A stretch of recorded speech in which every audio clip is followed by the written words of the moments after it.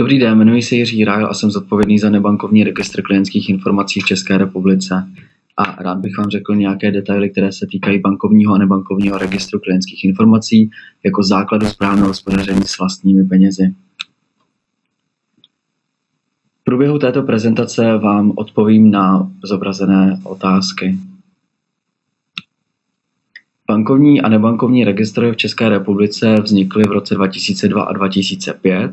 Bankovní registr je spravován společností CB Czech Banking Credit Bureau a nebankovní registr společností Leasing and Loan Credit Bureau, tedy LLCB. Společnost CCB Czech Credit Bureau spravuje registry z technického hlediska a tvoří tak technickou podporu obou registrů. Bankovní a nebankovní registr v České republice spustili vzájemnou výměnu informací v roce 2006 a mezi sebou vyměňují informace a sdílejí tyto informace. Bankovní a nebankovní registr v České republice nefunguje jako registr dlužníků, ale jako registr, který obsahuje pozitivní a negativní informace, to znamená kompletní informace o všech úvěrech a půjčkách, které v bankovním registru má fyzická osoba a fyzická osoba podnikající, a v nebankovním registru jsou navíc informace o právnických osobách. Úvěrová správa obsahuje úvěry a půjčky ve 4 kategoriích. Jedná se o splátkové operace, kde jsou osobní úvěry, spotřební úvěry, koupy na splátky, hypoteční úvěry, leasingové úvěry a všechny další, ty nejdůležitější úvěry, které si fyzické osoby v České republice vzaly od bank a finančních institucí. Další kategorie jsou nesplátkové operace, to jsou kontokorentní úvěry a úvěry, které nemají například měsíční splátky. Kategorie kreditních karet obsahuje informace o kreditních kartách a revolvingových úvěrech, ale také úvěry ze stavebního spoření. A poslední kategorie jsou účty za služby, kde je zejména faktoring. Všechny informace v úvěrovém registru, v bankovním a nebankovním registru jsou aktualizovány jednou měsíčně, to znamená, každá banka posílá do bankovního registru informace o svých klientech jednou za měsíc a aktualizuje tak úvěrovou správu daného klienta. To samé se samozřejmě týká i nebankovních institucí. Bankovní registr obsahuje data od 26 bank a nebankovní registr má 27 uživatelů.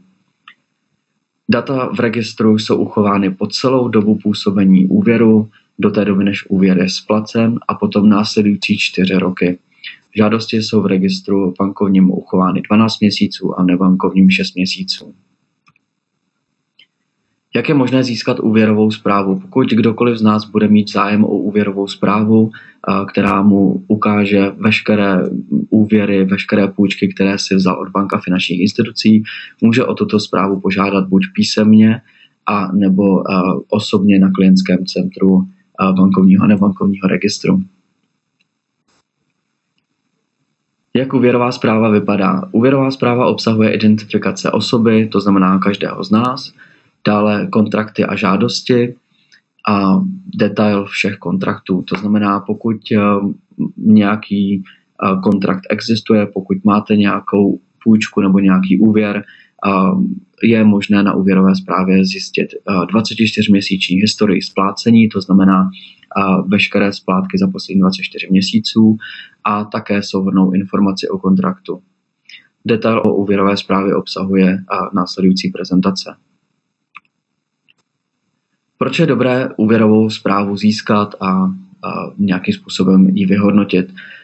Každý z nás, pokud potřebuje vědět, jak je zadlužen, kde všude úvěry má, nebo jaká finanční instituce mu úvěr poskytla, tak úvěrová správa obsahuje veškerý přehled těchto úvěrů a tím pádem si tímto způsobem může zajistit nějaké finanční zdraví, vzhledem k tomu, že se stará o své úvěry, ví, jakým způsobem je splácí.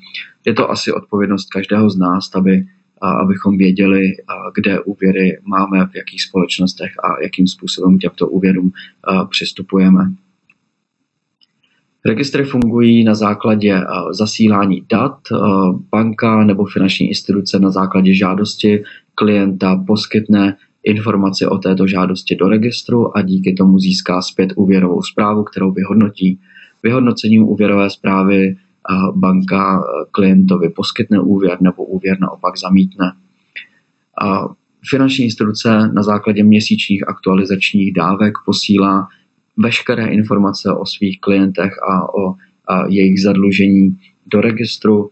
Registr pošle akceptaci těchto aktualizovaných informací a případně upozorní banku nebo finanční instituci na chyby nebo nějaké anomální záznamy v daných informacích.